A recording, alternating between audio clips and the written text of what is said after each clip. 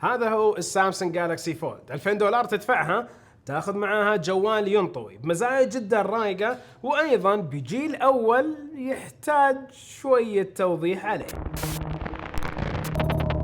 السلام عليكم ورحمة الله وبركاته، أخوكم فيصل السيف والسامسونج جالكسي فولد، الجوال اللي جاب وانسحب ورجع وجاب لنا أول جوال بمبدأ الشاشة اللي تنطوي من شركة سامسونج اللي عودتنا على ابتكارات كثيرة، ولكن مع الابتكار اللي جاء في الشاشة اللي تنطوي خذلنا شوي في الطرح الأول مع الإعلاميين، ولكن في الطرح النهائي كانت التجربة وما زالت مرضية جدا، والتجربة مميزة فإنك تحصل على شاشة فوق 7 إنش تعطيك كامل الإبداع مع الحساسات وتعطيك محتوى جدا رايق، شيء حلو. بس في مرارة في الأمر إنه مو كل المحتوى مهيأ لهذه الشاشة العريضة. لا تنسوا ترى مربع، احنا تعودنا على الفورم فاكتور اللي هو مستطيل، فشاشات الجوال لما تكون مستطيلة تقدر تحطها بالعرض وتشوف المحتوى وترتاح معاها بشكل كبير، ولكن السامسونج فولد عن نفسي أشوفه ممتاز لرجال الأعمال وليس لاستهلاك المحتوى. كيف مو استهلاك المحتوى؟ أوكي، لما تتفرج على فيلم ولا أي محتوى بطبيعة الحال حيكون عندك فراغ أسود علوي يوسف للشاشة. هنا نتكلم على فراغ يزعجك أحيان، وأيضا تجربة الجوال وأنت ماسك الطول بعدين بالعرض وتلاقي النتوء اللي موجود ماخذ كذا جزئية صغيرة من الحافة مزعج نوعا ما، ولكن رجال الأعمال تجربة مختلفة تماما. فثلاث تطبيقات تفتحها سوا، إمكانيات إضافية موجودة، شاشة خارجية، شاشة داخلية. الشاشة الخارجية بتستفيد منها كرجل أعمال بشكل كبير، على طول باختصار تعرف تعدد الأمور وتتممها وتشوف التنبيهات باختصار. هالاختصار أيضا مع توفير طاقة وموجود الأمان، لأنه حساسات الشاشة الأمامية موجودة وأيضا حساسات الشاشة الداخلية موجودة، فلو انتقلت لها كرجل أعمال حلاقي تطبيقات إلى 3 تطبيقات أقدر أفتح. تعدد المهام ممتاز، لوحة المفاتيح منفصلة، فهيأت لنا وضع إنه الشاشة العريضة ذي أستخدمها مع الكتابة، ويبغى لك يوم يومين وحتلاقي نفسك تكتب باحترافية على لوحة المفاتيح المفصولة هذه. الكاميرات الخلفية الأمامية وحتى الكاميرات الوسطى، أول مرة أقول كذا، هالكاميرات تعطيك الأداء مرضي بشكل جدا كبير. مهما اخترت أي لون من الجوالات بتستانس على التجربة، ولكن وناستك مع التجربة لها حدود، وقبل ما أتكلم على هالحدود لازم أوضح بعض المواصفات. الشاشة الصغيرة 4.6 إنش، نوعها سوبر آموليد، أبعادها 21:9. حتلاقي المحتوى العريض عليها رايق، ولكن دقتها 399 بكسل في الإنش الواحد، والدقة العامة حقتها 1680 في 720. الشاشة الثانية الداخلية اللي هي قابلة للطي حجمها 7.3 إنش، هي دايناميك أوموليد، مسماها الانفينيتي فليكس ديسبلاي، هذا مسمى التقنية لدى سامسونج. أبعادها 4.2/3، وكثافة البكسلات فيها 362 بكسل في الإنش الواحد، 2152 في 1536 بكسل أبعاد الشاشة، وتمثل 85.7% من واجهة الجوال. الحين الشاشة الأساسية أدائها جدا مرضي، ولكن في شيء بتلاحظه هو الريفريش ريت في الجزء الأيمن والأيسر من الشاشة فيهم فرق، وساعات ممكن يكون مزعج، ومو أي واحد بيلاحظ هذا الأمر. الكيبورد قلت انه منفصل بتتعود عليه وبترتاح مع الاستخدام، والشاشة الرئيسية الداخلية فيها قذلة تزعجك على حسب التطبيق اللي انت قاعد تستخدمه، بالذات لو فاتح فيديو يوتيوب بدون ما تسوي الماكسمايز اللي هو المشاهدة الكبرى. وعلى فكرة تعدد المهام ممكن بشكل جدا كبير، فيمديك تستغل الشاشة هذه وتودي الفيديو وين ما بغيت وتضبط الحجم وين ما بغيت، وبالتأكيد في شراكة بين سامسونج وبين نفس جوجل لتضبيط التطبيقات، وحتى في المتجر يكون تطبيقات كثيرة مهيئة لهذه الشاشة. أحد الأشياء اللي عجبتني إنه ميزة فتح الجوال بالوجه، بالتعرف على الوجه، موجود بحساسات، فالأمر جدا حسن من ناحية الأمام، وهذا الأمر على الشاشة الخارجية وحتى على الشاشة الداخلية لوجود هذه الحساسات على كل الجهتين. وأيضا قدرات الكاميرات والخصائص حقتها بحط لكم إياها المرة على الشاشة. الصور من ناحية السيلفيز سواء بالكاميرا الخارجية أو بالكاميرا الوسطى ممتازة. هذه الكاميرا الداخلية أقدر أقول لنفس الجالكسي فولد، فمن الكاميرا الداخلية تلاحظوا أنه كيف الأبعاد موجودة على نفس الكاميرا، بالإضافة إلى هتعطيك البعد الطولي، ما هتعطيك المستطيل اللي أنت قاعد تشوفه في التصوير من الكاميرا الوسطى في الصور الثابتة. ممتاز. الفيديو من الكاميرا الخارجية الحين أجل، وهذا الفيديو بالشكل الطولي من نفس الكاميرا الخارجية على الجالكسي فولد. الجالكسي فولد الجيل الأول، وما في جيل ثاني للحين، ولكن ملاحظين الصوت كيف، وللتوضيح أيضا الصوت الإزعاج هذا جاي من التوربينات اللي موجودة هنا تحت وليس من شيء ثاني. فهذه الكاميرا الأمامية اللي موجودة على نفس الفولد. الكاميرا الخلفية أدائها أيضا ممتاز وقدراتها جدا كويسة، فسامسونج ما تنازلت عن قدرات ممتازة من ناحية التصوير في هذا الجوال.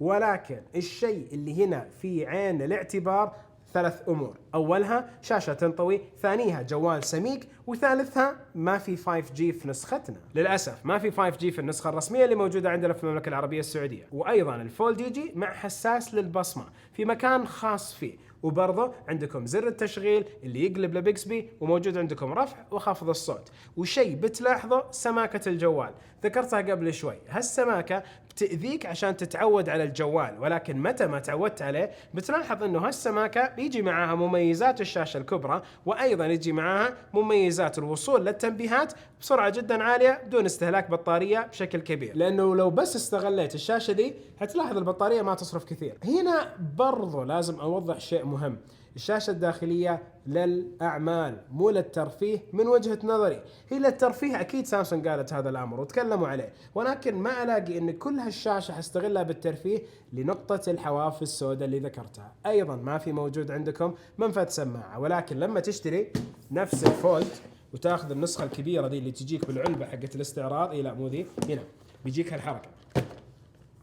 هالحركة تطلع لك نفس الفولد في العلبة، والفولد علبته الصغيرة، يعني لو شفنا الفولد نفسه هو أصلا موجود داخل العلبة، وشفتوا فيديو فتح الصندوق. وأيضا موجود عندكم الجالكسي بادز، وموجود عندكم الشاحن السريع. فسامسونج ضبطة أمورها من ناحية القدرات اللي في العلبة. فهنا السماعة ما تجي سلك ولا حتى سلك عادي، تجيك البادز، لازم تستغل البادز. 40,000 نسخة فقط صنعت من هذا الجوال، والصناعة في كل الكراتين كوريا، يصنع في كوريا، وأكيد جودة التصنيع جدا عالية لأنه جاي من كوريا. وأيضا في بعض الملاحظات على نسخ خفيفة وجدت من ناحية تردد الشاشة.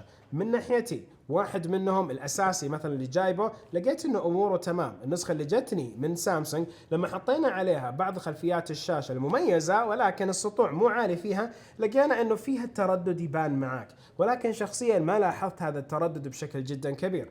أيضا بعض التطبيقات مهيئة للشاشة المربعة، وهنا بتلاقي متعة من بعض الألعاب، وأيضا في بعض الاستخدامات الممتدة مع تطبيق يعطيك كثير خصائص موجودة، وحتى تحرير الفيديوهات حتلاقيه ممكن في هذا الجوال. مساحة التخزينية اللي بتجيك مع الجهاز 512 جيجا بايت، وايضا بيجي لك مع الجهاز الذاكرة العالية اللي جوا. فمن ناحية الخصائص الداخلية افضل ما عند سامسونج حطوه. فنتكلم على معالج الكوالكوم سناب دراجون 855 بمعمارية ال7 نانومتر، والمعالج الرسومي هو الادرينو 640. جاب باختبار الجيك بنش 4 3466 نقطة في النواة الواحدة، و10509 نقاط في الأنوية المتعددة. وأول ما تشغل ببجي بتستانس عليها بهالشاشة الكبيرة وبأعلى إعدادات. الذاكرة الداخلية 12 جيجا بايت، والسعة التخزينية 512 جيجا بايت. البطارية سعتها 4380 ملي أمبير، ونسخة ال 5G بطاريتها أقل. غريبة، لازم تكون أعلى، ولكن هنا نسخة ال 4G في المملكة. الشحن حيكون عن طريق اليو اس بي تايب سي، والشاحن السريع موجود في العلبة اللي يعطي 15 واط.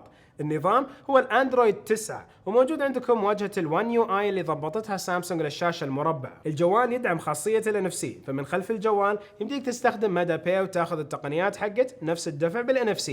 ايضا موجود عندكم البلوتوث 5، فامكانيات البلوتوث برضو موجودة، وعلى جهاز تدفع له اكثر من 7000 ريال. للاسف ما في منفذ المايكرو اس دي، ولكن عندك ال 512 جيجا بايت. ايضا الميزات اللي موجودة من سامسونج ممبرز واعضاء سامسونج، وهذا الشيء اكيد لازم يميزوا فيه ملاك قرروا انهم يدفعوا هالفاتورة الكبيرة على جوال زي ذا. ولكن سؤال مهم، اشتري او ما اشتري جالكسي فولد؟ اذا انتم ودكم تتميزوا بجهاز مختلف عن العادة، نعم الجالكسي فولد احد هذه الاجهزة. اذا تبغوا جهاز يكون يعطيك كامل الخصائص ويمكن يعيش معك 2-3، ما أدري إذا أنا بكل قناعة أقدر أقول هذا هو الجالكسي فولد، ولكن الخصائص اللي فيه جدا ممتازة. تقنية الشاشة اللي تنطوي جيلها الأول مع سامسونج هذا هو، وخذوا فكرة كم نسخة سووا. يعني لما يسووا لك أحد الشركات 40,000 نسخة على جهاز، يا إنه مميز بزيادة أو أيضا مميز وهو جيل أول، فما يتوقعوا الناس حيتبنوه بشكل كامل،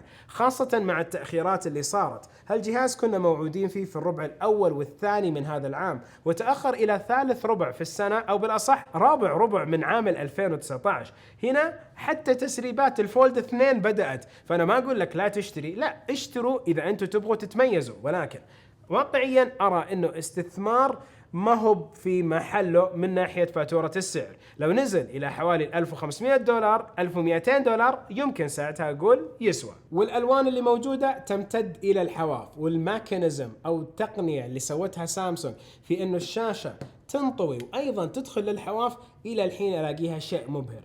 بعض الصناع الآخرين حطوا الشاشة برا كذا، وهذه الشاشة اللي برا يوم تنطوي المفروض أنها تمتد أكثر مو تتقلص مثل الفكرة اللي موجودة هنا. وبرضه شيء ألاقيه من فائدات أو شيء يميز الفولد عن جوالات أخرى تنطوي، إذا هذا الجوال سقط منك الشاشة الخارجية معرضة أنها تنكسر ولكن مو الداخلية. أما النسخ الثانية من الجوالات اللي تنطوي الشاشة الخارجية هي اللي معرضة لأنها تنكسر، وما في شاشة داخلية بديلة عنها تقدر تستخدمها مؤقتا لين ما تصلحه. وترى الكفرات السود اللي أنا قاعد استخدمها هنا تجي في نفس العلبة، ويجي معها شريط لاصق بسيط على أساس أنك تحافظ على الفولد، لأنه بطبيعة الحال ما حيكون له أغلفة موجودة تنباع بالسوق بكثرة، كلها 44 ألف نسخة بس اللي بتسويها سامسونج.